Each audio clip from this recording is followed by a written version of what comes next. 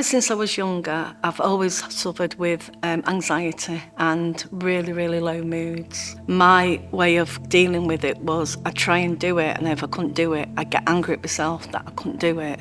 Then it'd build onto something else, something else, something else. Well, you're not good at that, you're not good at that. Then the negativeness would come in, which was really, really hard. My name's Bernice. Everybody calls me B for short. I'm married to my husband, Keith. Last June, I was really in a poorly state. I was doing the job, but there wasn't enough money coming in. My husband was struggling himself with arthritis, but my mental health deteriorated, and then being told we'd been made redundant. So I was scared of being on the streets. I was scared of thinking, I'm going to lose our home. My husband was like, oh my gosh, what are we going to do, what are we going to do? And I'm like, Keith, I can't think. My anxiety would be through the roof. My head would be banging. I feel sick. And I'm going to cry now. I'm so sorry. Because it was such, sorry.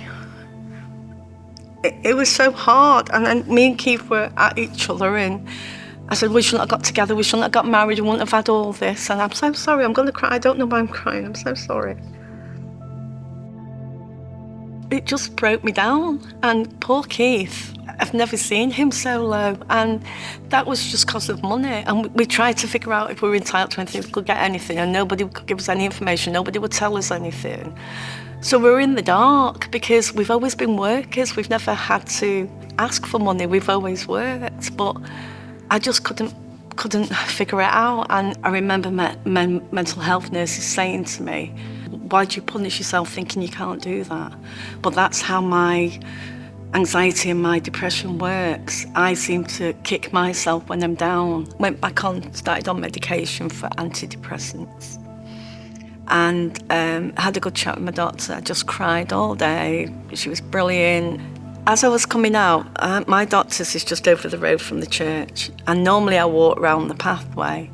But today, on that day, I walked through the churchyard, just about to walk away.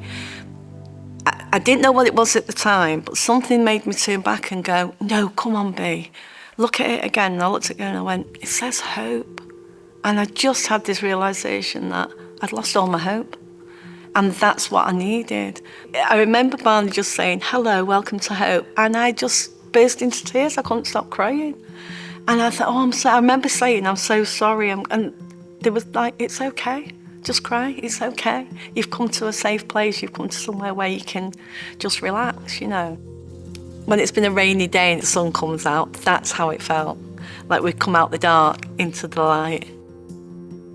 So Barney came round and explained what CAP do, and he explained about all the paperwork. We were told that we could get a debt relief order because we're in that much debt, and we were on benefits and getting universal credits.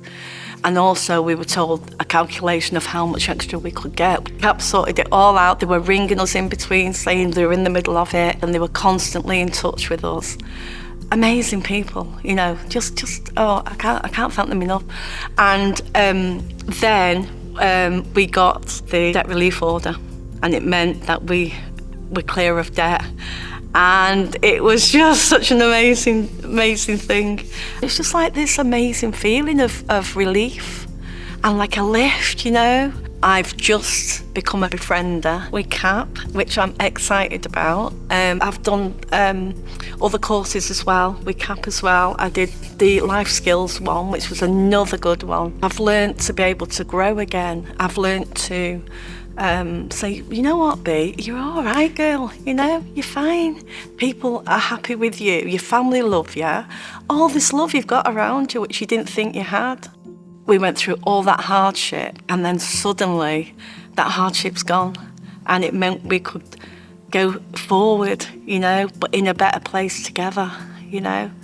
So CAP, thank you so much. And at the moment, the way things are, I've got a lot of men in my life at the moment, and it's lovely because I've got Jesus first, then we've got my Elvis, then I've got my husband who doesn't mind being third, and now Barney, who's going to be fourth because he's one of my heroes too, for all the help he's done for us.